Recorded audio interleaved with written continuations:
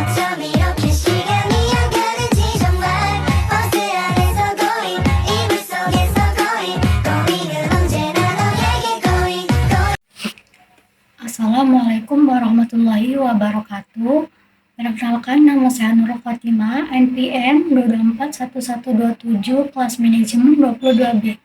Di sini saya akan menjelaskan materi tentang aspek hukum. Pengertian dari aspek hukum dalam bisnis adalah kaidah yang tugasnya mengatur segala hal tentang cara pelaksanaan dalam aktivitas keuangan, perdagangan, dan industri yang berkaitan dengan pertukaran barang dengan uang, produksi maupun jasa atau layanan. Sama seperti di bidang lain, setiap kegiatan, bisnis atau usaha pasti memerlukan hukum sebagai salah satu pelindung sekaligus penegak untuk keadilan. Aspek hukum. Jenis data yang digunakan untuk mengkaji aspek hukum. Yang pertama, data primer. Data mengenai tanggapan dan persetujuan masyarakat sekitar, ketentuan hukum, dan perjanjian yang harus dipenuhi.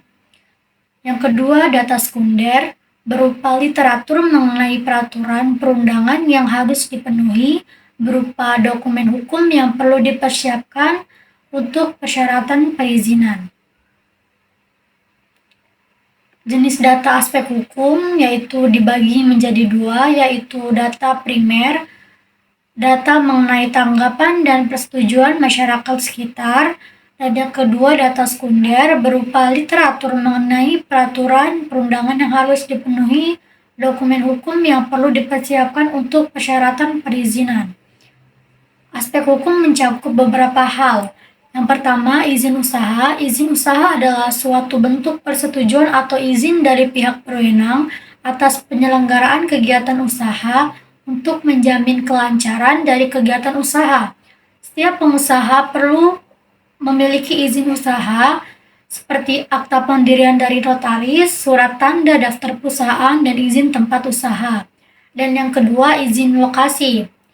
Izin lokasi adalah izin yang diberikan kepada pelaku usaha untuk memperoleh tanah yang diperlukan untuk usaha dan atau kegiatannya, dan berlaku pula sebagai izin pemindahan hak dan untuk menggunakan tanah tersebut untuk keperluan usaha dan atau kegiatan lainnya.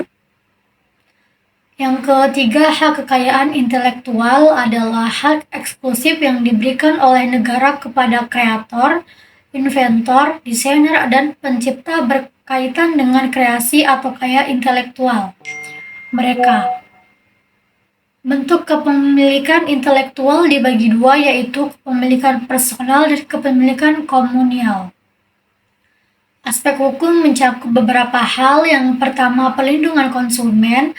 Segala upaya yang menjamin adanya kepastian hukum untuk memberi perlindungan kepada konsumen.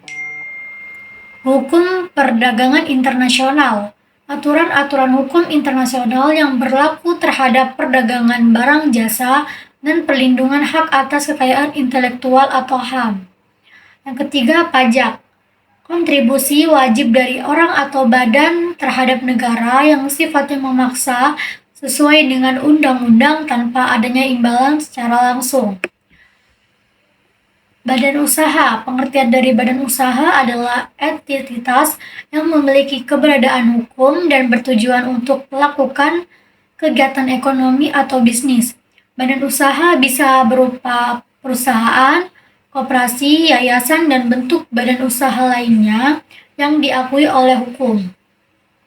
Badan usaha memiliki hak dan kewajiban yang berpisah dari para pemiliknya atau pemegang saham, anggota atau pendiri, dan dapat melakukan berbagai transaksi, memiliki aset, serta menghasilkan keuntungan dan laba.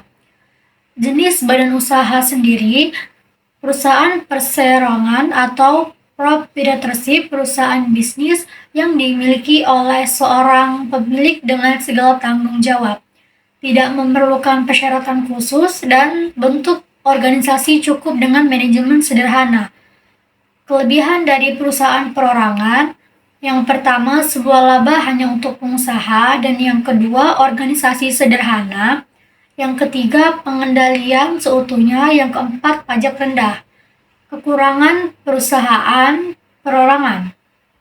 Bertanggung jawab atas semua kerugian yang pertama, yang kedua tanggung jawab tidak terbatas, yang kelima dana terbatas, yang kelima keterampilan terbatas. Perusahaan kemitraan atau partnership atau firma atau CV. CV atau perusahaan komanditer, perusahaan bisnis yang dimiliki oleh dua orang atau lebih dengan tanggung jawab hanya sebatas jumlah modal. Persekutuan atas dasar kepercayaan, terdapat sekutu pasif yang bertanggung jawab sebagai pemodal dan dijalankan oleh sekutu aktif dan bertanggung jawab atas semua risiko. Dalam akta pendiriannya dijelaskan tentang tugas dan tanggung jawab masing-masing pendiri.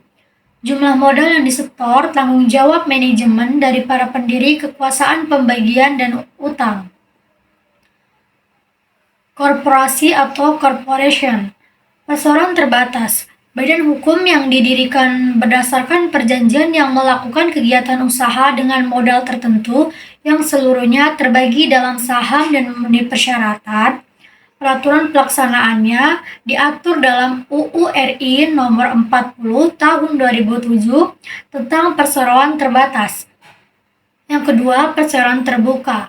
Suatu badan hukum di mana jumlah pemegang saham memenuhi kriteria perusahaan dan peraturan perundang-undangan di bidang pasar modal. Cukup sekian presentasi dari saya dan saya akhiri. Wassalamualaikum warahmatullahi wabarakatuh.